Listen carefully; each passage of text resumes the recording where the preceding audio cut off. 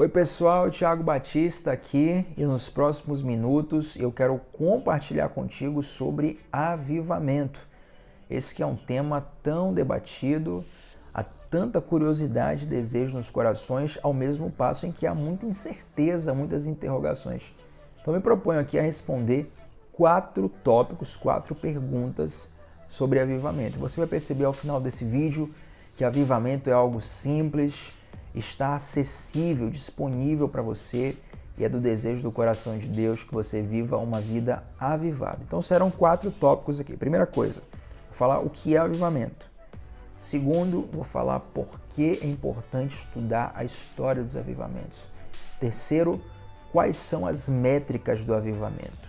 Como você faz para mensurar se você está vivendo um avivamento genuíno ou se alguém está vendo em algum lugar, algum país, alguma cidade, um avivamento genuíno ou não. Quarta coisa, quais são as consequências do avivamento. Vamos lá? Primeira coisa, o que é avivamento? Avivamento basicamente é trazer vida. E da mesma forma que a luz dissipa as trevas, a vida dissipa a morte. Se a vida entrar, a morte sai, é uma consequência automática. Da mesma forma que você está na escuridão, você liga uma luz, as trevas se dissipam. Eu sou apaixonado pelo texto de Efésios 5, onde o apóstolo Paulo fala o seguinte, desperta tu que dormes, levanta-te dentre os mortos e Cristo te esclarecerá. Eita! Cristo te iluminará. Luz dissipa trevas, vida dissipa morte. Observe, desperta tu que dormes, parece algo inocente, né? Todo mundo dorme e acorda todos os dias. Na sequência do texto, levanta-te dentre os mortos, já algo mais pesado. Porque isso não fala de um sono físico, isso fala de um sono, uma letargia espiritual. Muitas vezes a morte ela é comparada a um sono eterno. Então existem níveis de sonos espirituais que podem denotar inclusive morte espiritual. Esse sono aqui, gente, não é descanso. O sono normal ele serve para o nosso descanso, para a gente recarregar as baterias. Esse sono aqui fala de uma morte espiritual. Então o apóstolo Paulo nos mostra 2 verbos, despertar e levantar. O despertar diz respeito a um alerta exterior, um alerta que não depende de você, de fora para dentro. O levantar diz respeito a uma conduta que vem de dentro para fora, que é interior. Imagina comigo, você está dormindo, coloca um despertador, o despertador toca e você acorda, você desperta. Mas aí você toma a péssima decisão de ativar o modo soneca. Ou você tão somente fica ali acordado na cama, como algumas pessoas gostam, ficar ali alguns minutos apenas de olhos abertos, mas sem levantar. Observe, o despertador é uma influência externa. Ele acorda você, ele traz um alerta para você. Aí você está com a vida toda bagunçada, toda errada, toda distante de Deus. De repente você ouve uma canção que te desperta. Te lembra do amor de Deus, te lembra da presença de Deus, te lembra de experiências que você viveu com Deus. Mas muitas vezes termina a música, termina a emoção, termina a palavra e você continua dormindo no sono espiritual. Então você despertou, mas não levantou. Despertar fala a respeito a um impulso externo. Levantar diz respeito a uma mudança de postura, a uma resposta específica a esse alerta que você recebeu. Então, ainda no mesmo exemplo, você está na pior, completamente errado, completamente bagunçando tudo com a vida, tocando terror. Aí Deus te desperta. Tocou uma música, uma palavra, uma profecia, algo chegou você, despertou. Você tem ali agora uma janela para tomar uma atitude. Da mesma forma que quando o despertador toca, você pode escolher colocar no modo soneca e voltar a dormir. Você pode escolher permanecer deitado, mesmo que de olhos abertos. Ou você pode escolher levantar e começar o teu dia. Levantar diz respeito a uma mudança de postura. Então, a soma que existe entre despertar e levantar, essa soma nós consideramos avivamento. Então, o que é avivamento? É o despertamento seguido de uma mudança de postura. É uma influência externa seguida de uma resposta interna que você dá. Você precisa ser recíproco ao coração de Deus, tá? Seja recíproco ao coração de Deus. Corresponda. ao coração de Deus, porque Ele está te chamando agora mesmo. Segunda coisa, por que é importante estudar a história dos avivamentos? Eu sou apaixonado por estudar a história dos avivamentos, já dei aula, já fiz séries sobre a história dos avivamentos, e ela nos ajuda a entender o que Deus fez, como Deus fez, quando Deus fez, através de quem Deus fez, e o impacto do que Deus fez naquelas sociedades. Então existem alguns focos de avivamento que marcaram tão profundamente a história que eles entraram literalmente nos livros de história e fazem parte da história dos avivamentos. Ali você aprende muito do que Deus fez e se inspira, se motiva, consegue entender um pouco da mentalidade de Deus. Mas uma das coisas mais preciosas em estudar a história dos avivamentos é você perceber também os equívocos que foram cometidos em determinados movimentos. Então, assim, às vezes a pessoa pode pensar assim, pois não é melhor maquiar, não é melhor pular essa parte dos erros para não queimar o filme? E se você perceber na Bíblia, Deus não escondeu o pecado de Abraão, Deus não escondeu o pecado de Moisés, Deus não escondeu o pecado de Davi, Deus não escondeu o pecado de Pedro. Está tudo registrado na Bíblia, né? Porque Deus não usa Photoshop no seu povo, Deus não quer maquiar o seu povo. Então, quando você despreza os erros que foram cometidos, você fala assim, não quero saber dos erros, só dos acertos. Você incorre num grande risco de repetir esses erros. Já se você tem conhecimento dos erros que foram cometidos, dos equívocos que foram cometidos, você consegue ter um escape para não repetir esses erros. Dizem por aí que sabedoria é você aprender observando os erros dos outros para não cometer. Então existe sabedoria em você estudar a história dos avivamentos e perceber quais foram os equívocos cometidos. Inclusive, conhecer quais foram as respostas dadas a esses equívocos.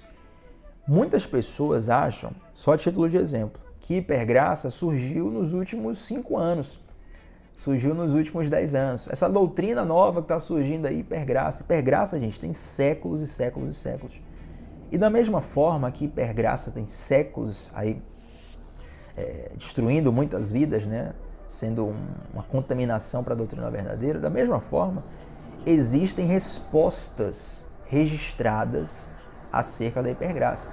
Então você pode compreender os equívocos e perceber quais foram as respostas que esses movimentos, que esses avivalistas, que a própria história deu a esses equívocos. Isso vai te cortar um caminho muito precioso, vai te ajudar a você pular uma fogueira incrível.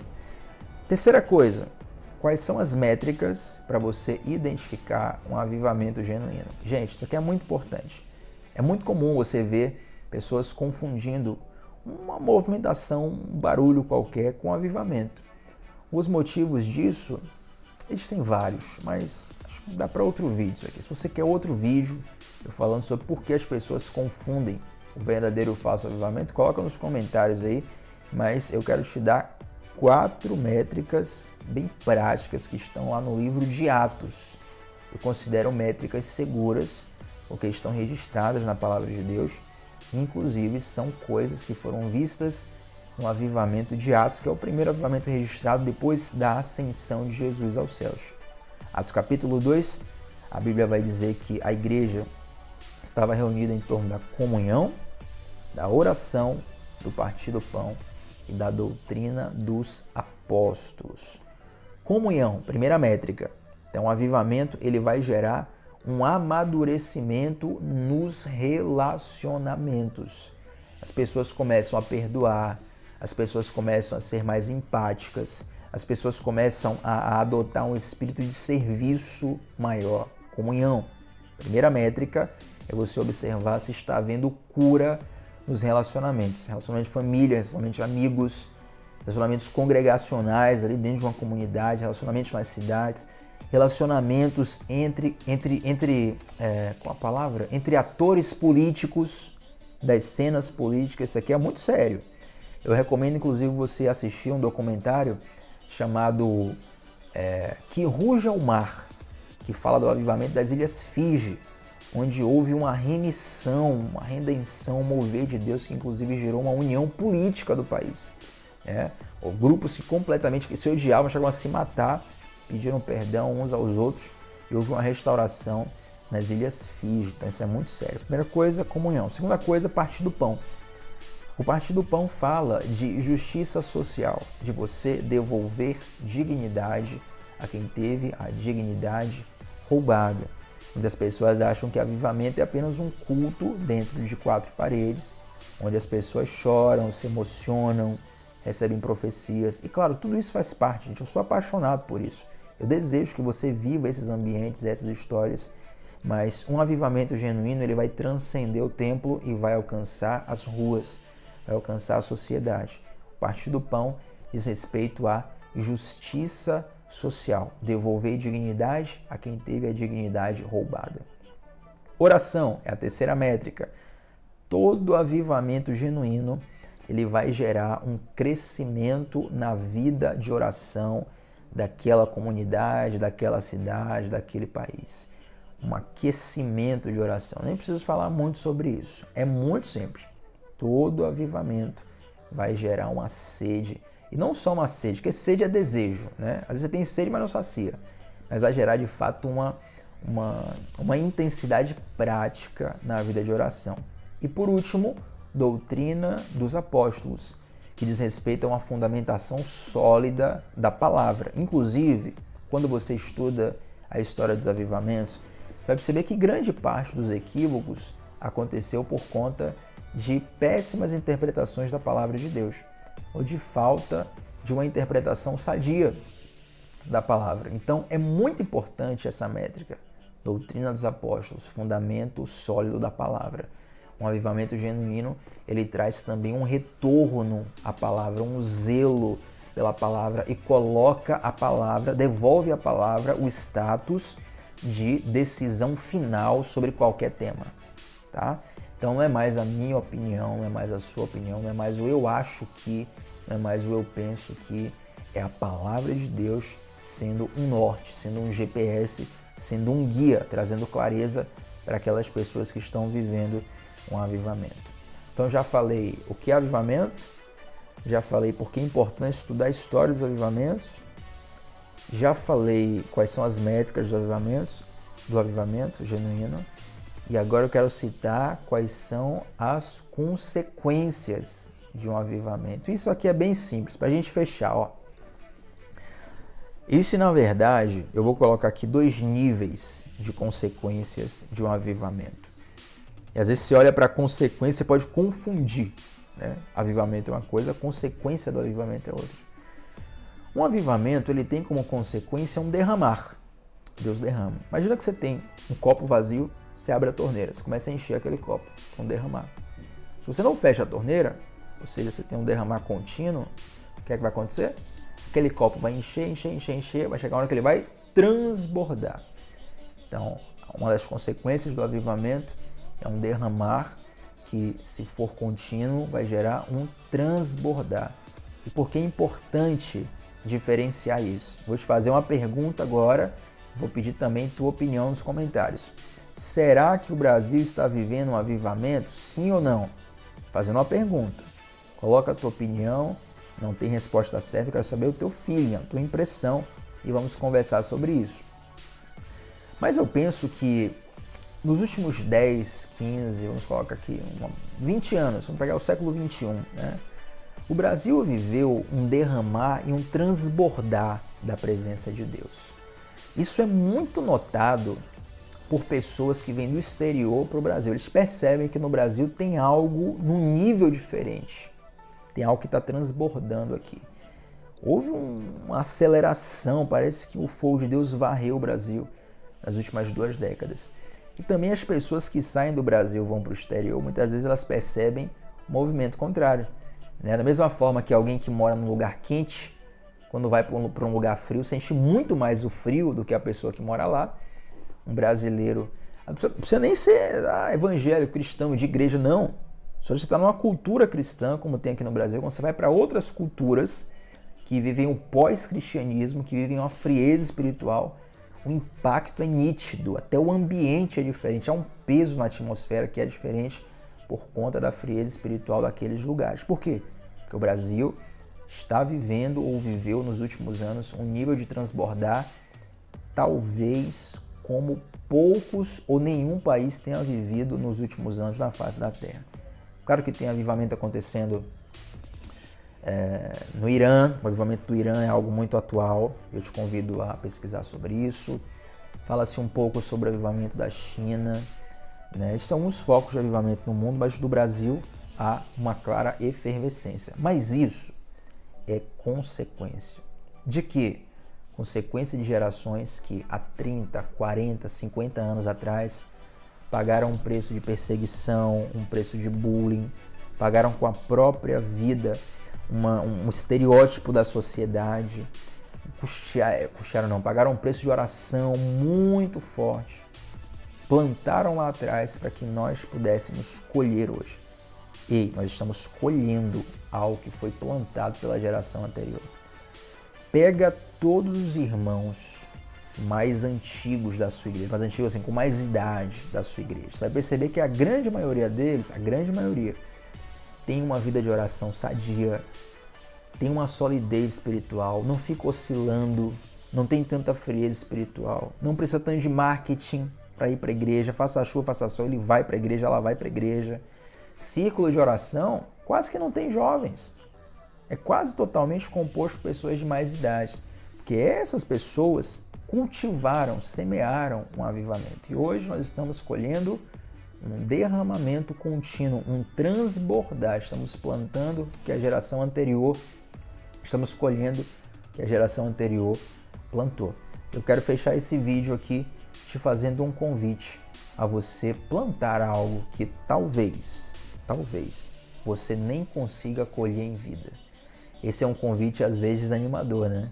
Poderia falar assim, vamos viver um avivamento, daqui a 3 meses tudo vai mudar na sua vida, mas eu quero ser muito maduro, muito sério, muito verdadeiro contigo. Se você olhar para a história de Abraão, Deus chama Abraão e fala assim, Abraão, olha para as estrelas do céu, olha para a areia da terra, e da mesma forma que você não vai conseguir contar as estrelas do céu, a areia da terra, serão incontáveis os teus filhos. Em ti serão benditas todas as famílias da terra. Então nós estamos aqui no século 21, sendo abençoados, estamos sendo benditos nos 4 cantos da terra. Todas as famílias da terra estão sendo benditas por conta do que Deus fez em um homem lá atrás, milênios atrás. E esse homem nem viu o cumprimento da sua promessa, mas ele morreu com a esperança de que ela seria cumprida, e nós vemos o cumprimento a cada dia hoje. Então, muitas vezes, Deus quer plantar algo no teu coração de curto prazo. Por que eu fiz questão de citar a diferença entre avivamento e as consequências do avivamento? Porque muitas vezes a consequência ela só vem no médio e no longo prazo. Se você não discernir isso, o que acontece? Você desanima, você tem uma percepção errada e você passa meio que a apelar para algumas estratégias que são meramente humanas. Você se torna um animador de palco, você fica o tempo todo refém do seu público, né? Você fica tentando, pela força do seu próprio braço, gerar uma consequência. Olha, Deus não te chamou para você gerar um avivamento. Deus te chamou para você ser fiel, ser justo, santo, buscá-lo, ter um relacionamento com Ele. E haverão consequências, tá? Haverão consequências dessa resposta que você vai dar a Deus, desse levantar através do despertar que foi esse vídeo. Eu desejo muito que o Senhor Deus avive a tua obra, avive o teu coração, avive a tua vida e através da sua vida você possa, como consequência disso, viver um derramar, viver um transbordar e muitas pessoas, ou quem sabe alguém está me assistindo aqui agora, que lá na frente vai ser uma pessoa que semeou e outros vão colher pelo que Deus fez na sua vida, tá bom? Espero ter te ajudado através desse breve tempo. Que o Senhor Deus te abençoe demais. Até a próxima. Tchau, tchau.